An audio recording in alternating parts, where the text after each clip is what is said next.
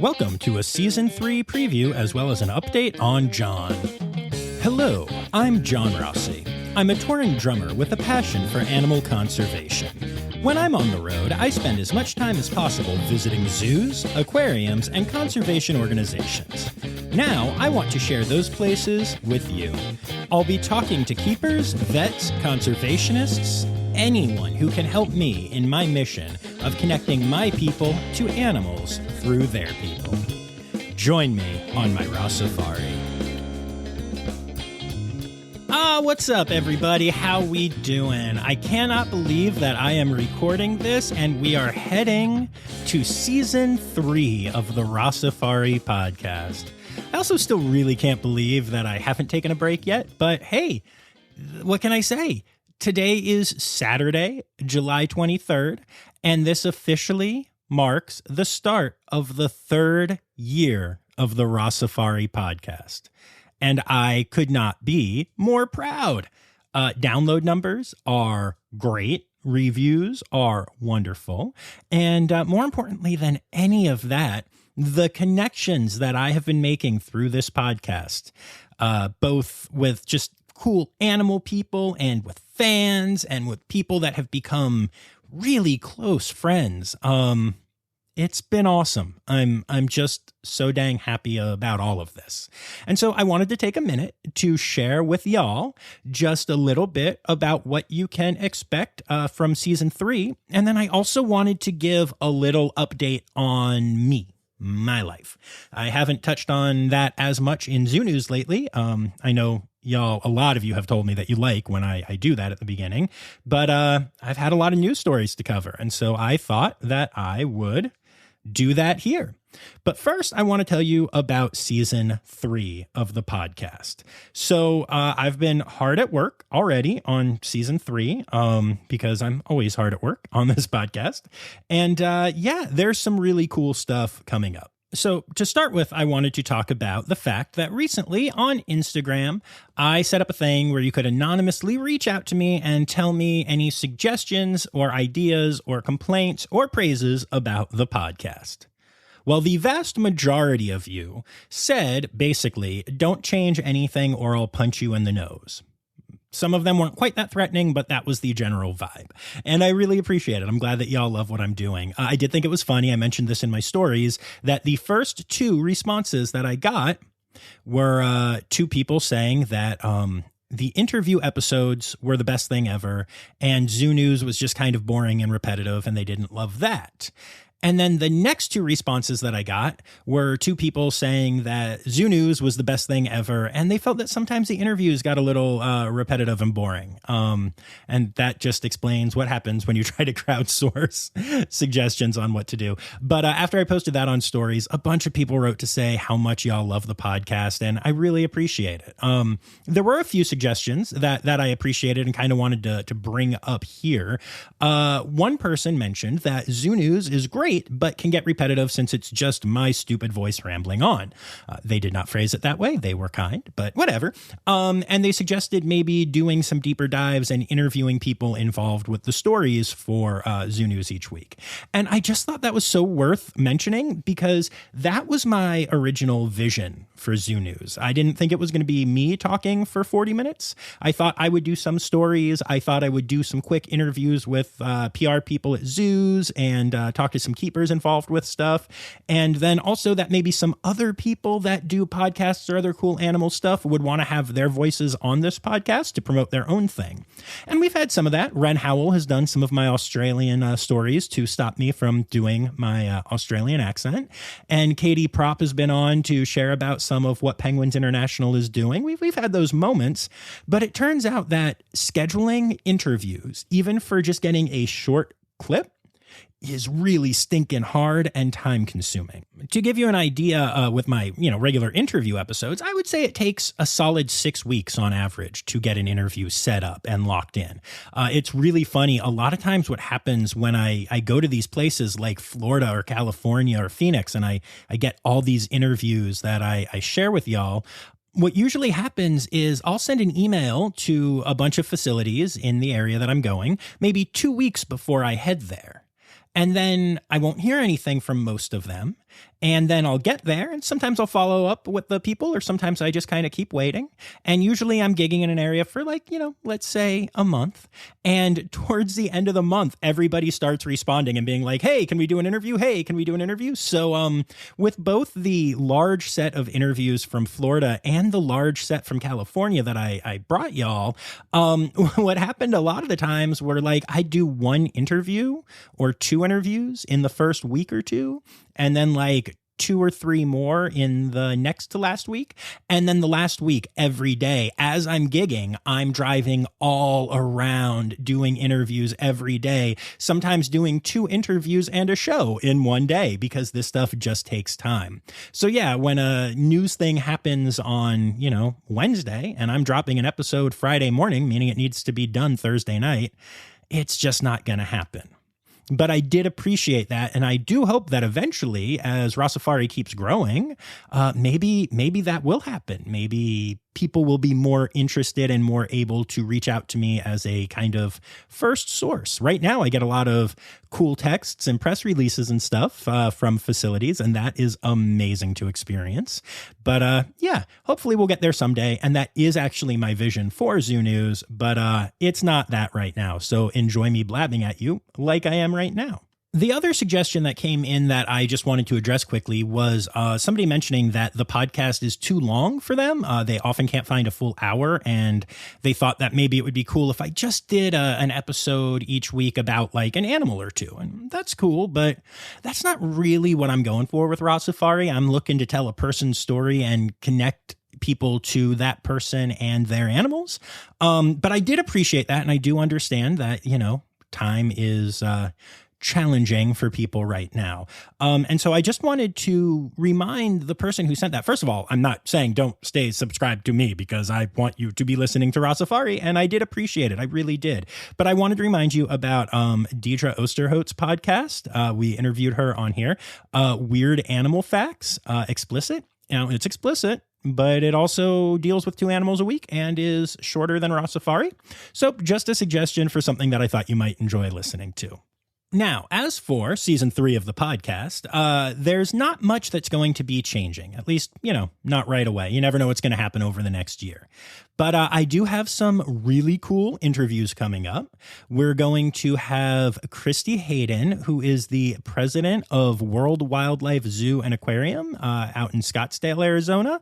She's going to be kicking off the new season, and it's a really cool, really good interview. I really enjoyed my time with Christy. And then we're also going to be talking to Katie Sindewald from the California Wolf Sanctuary. Justin Fairchild, who runs redpandafinder.com. If you don't know what that is, get excited, especially if you like red pandas and want to, find them. And then Emily Mack, who is a hoofstock keeper at Zoo Knoxville, is going to be on talking about her hoofstock. And then there's going to be a second episode with her and someone else, and it's all secretive right now, but it's going to be really cool. Yeah, I'm really excited about that. We're also going to have our final Adventure Aquarium episode. We're going to have an episode from Odyssey Aquarium, ABQ Biopark, and a really cool, really different thing. I spoke to somebody from the gift shop of the Akron Zoo, and a name that you're going to recognize if you're a Zoo News fan. And all of that is already recorded and ready to go, and I can't wait to share it with y'all. So that's going to be cool. And we're going to be sticking with Tuesdays and Fridays, and we'll be doing interviews and Zoo News and all the things.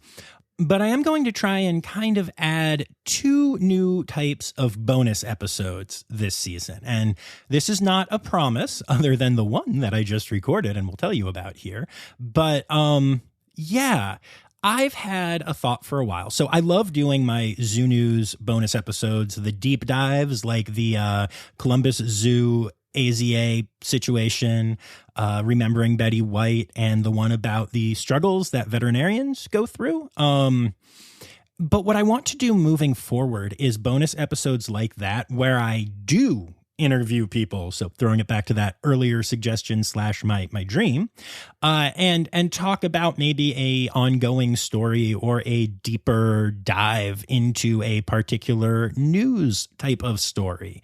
I've had some cool ideas. One that I thought would be interesting would be like gender and conservation or something like that. But we'll see. We'll see what happens. But that is my goal. One of my goals for the next season.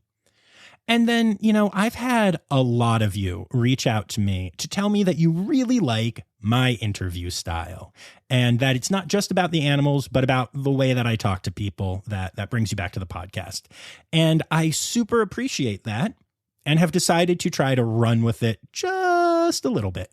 Maybe stroll with it would be a better way to put it. Maybe, yeah, we're definitely not even at a trot or a gallop yet. But it occurs to me that y'all seem pretty interested in the things that I do and the things that I like, and you like how I interview people. So every once in a while, I am going to try to bring you a bonus episode in which I interview someone not at all related to the animal industry. Now, I did this once with the band Sammy Ray and the Friends, and a lot of y'all really loved that episode. But I will say a lot of that episode actually became kind of me sharing information about conservation and animals and stuff like that. And this is not going to be that, although I am always open to those conversations. But instead, what I am going to do is I am going to attempt to interview people from the other things in the world that interest me, the entertainment industry, stuff like that. Obviously, I'm a musician, so I would love to talk to some people from bands that I like Sammy Ray and the Friends. I've got some ideas in my brain hole. And, maybe some actors, maybe so. Oh, wait, what's that? What? Wait, I already did? Oh, my goodness. My producers are telling me that we already have a bonus episode for season 3 that does just this. Y'all, my favorite television show that is currently running is Better Call Saul. And from the first time that she appeared on the show, the actress Haley Holmes, who plays Drama Girl, just really stood out to me. She just seemed cool and fun and just like a neat person that I would probably get along with. So I followed her on Instagram and we interacted a couple times. And I got up the cojones to ask her to be on the podcast. And earlier this week, I recorded an interview with her. Nothing to do with animals, but I think it's fascinating to hear what it's like to go through a career like that, to get on a show like Better Call Saul, and to really find out what it is like to work with and interact with people like Bob Odenkirk and Vince Gilligan. Even if you're not a fan of the show or the Breaking Bad universe, it's a really cool interview. Also, Haley is hilarious. And we just giggle and have a lot of fun. So it's well worth the listen. And yes, in case you're wondering, she does give a poop story. Poop story. And y'all, if you think I didn't feel awkward reaching out to this person who I watch on television and who I'm a huge fan of and saying, oh, by the way, and telling her about this little tradition of the podcast, well, I was pretty red when I sent that email and laughing pretty hard, but she was game. And so we have a Better Call Saul actor's poop story. Poop story. So when you hear these episodes, let me know what you think and let me know if you're enjoying them. And if not, well, poop on you because I'm having fun with them so far. I know, I've done one. But no, seriously, let me know what y'all are thinking because I think it's really cool. I'm fascinated not just by how zoos work, but by how everything works. And it's kind of cool to get some behind the scenes stories and just have some fun. So yeah, and I promise they won't be regular episodes. You'll still be getting your good zoo content. Don't worry about that. And then last but not least, I wanted to share with you a little bit about what is going on in my professional life. Rossifari is obviously going super well. And I have some future $1 Million Quartet dates booked already. I'm also going to be performing very soon in New Jersey with Great Balls of Fire, and then at Mount Gretna with a new show called Less Honkin', More Tonkin', which is a country music show. And if you couldn't tell that by the name, then I don't really know what's wrong with you. But yeah, it's pretty exciting. Got some gigs booked in, like I said, Jersey, Pennsylvania, Phoenix, Northern California, Florida, and beyond already. But that's not the really exciting news. Honestly, I've been sitting on this for a little while and I've wanted to talk about it, and it doesn't even seem real to me. So I haven't, but I'm going to share with you about this now. So most of y'all know that for the last many years, I have done more rockabilly music with Million Dollar Quartet and a band called the Ray Vaughns and all kinds of other stuff, Great Balls of Fire, than anything else. And I think I've probably mentioned this on the pod, maybe not, but that is music that I grew up with and I love, and I have always had a great respect for the 50s artists that I now get to bring their music to new audiences every day in 2022, which is amazing to me. But the current tour of Million Dollar Quartet is coming to an end soon. And the producer and I have been talking for a while about trying to get something going to keep that music alive and keep ourselves involved with it. So one day recently, I decided to sit down and write a script. And it's another tribute show. It's a tribute to Sun Records, tentatively titled Under the Sun. And I was just going to write about a half-hour long script to send to this producer friend of mine to see what he thinks and see if there's anything there and if we want to try and move ahead with the project. Instead, I spent half the day alternating between playing fetch with Paradiddle, thinking about what I would write, and then sitting down and writing it. And in about a half a day, I had written an entire first draft of a script for this show, song lists and very basic arrangements included. And I sent it to Todd Gershwin, the producer of MDQ and the producer who I'm working with on this. And he really liked it. And he started shopping it around to some places. And he helped me get a development deal for the show. Now, I cannot stress enough, that's something that happens with like new Broadway musicals, which this is not. This will be a, touring show, hopefully playing casinos and touring houses and such. But I'm not shooting for Broadway here. Normally when you start something like this, you just start it and you lose money at first, just like I did with the podcast. And hopefully eventually you get booked enough that you're able to make that back and maybe even start making money. Instead, I landed a $50,000 development deal to develop my show and to pay myself for writing it and to hire a music assistant to put the music together properly with my arrangements and everything put into place. And so I've been working on that and it's incredible. And I'm working on my first rewrite of the script right now and we're getting the music all together. But as of now, and things can change, this industry is a bear. But as of now, we are planning on debuting Under the Sun at the Hard Rock Casino in Atlantic City on Saturday, November 12th of this year. That's insane. Debuting a show there? That's insane. This entire thing has been so surreal already. And we're also talking to Sun Records about possibly making it the official Sun Records tribute show. Now that's up in the air and I'm not saying it's gonna happen, but the conversation is happening and just even being considered for that from some script that just poured out of my brain onto a bunch of pieces of, I was going to say piece of paper, but no, but it was many pieces of paper and there aren't even any pieces of paper because I typed it all, but onto a computer. Wow, I really killed that excitement. But yeah, the point is that I am just in shock and awe that this is all happening. And I'm so excited. And like I said, the Atlantic City thing might not end up happening, but it is like officially booked. Like we have the date. So you never know. I just don't want to disappoint y'all if it doesn't. But it looks like it's going to. It looks like my show is going to debut at this gorgeous place in Atlantic City in November. So yeah, that's my big update. I'm so excited. And it honestly feels so surreal that I've tried to record this so that y'all could hear about it before, and I just haven't been able to. My brain just, my tongue stops. This is what happens. But yeah. Oh, and that music assistant that I mentioned, who's helping me put this all together, it's Taylor Gray, our buddy from all of the music of Rossifari, basically. So, yeah, I hope that anyone near Jersey might be able to come and check it out. And I hope that for you that are not around Jersey, that I'll be able to bring the show to your town maybe in 2023. But that's my big exciting update that I really couldn't wait to share. And yeah, other than that, life is good. Everyone's good. Everything's good. Miles keeps getting older. All the things. But look for Under the Sun coming soon. Hopefully near you, and more importantly, look for season 3 of the Rossifari Podcast coming soon to your feed. Thanks, y'all. Steiderk. The Rossifari Podcast is produced, hosted, and engineered by John Rossi. Editing and fact-checking by John and Dr. Zoe Vesley Gross. Our theme song is Sevens by Nathan Burke, performed by Nathan and John. Interrupting John theme and additional voices by Taylor Isaac Gray.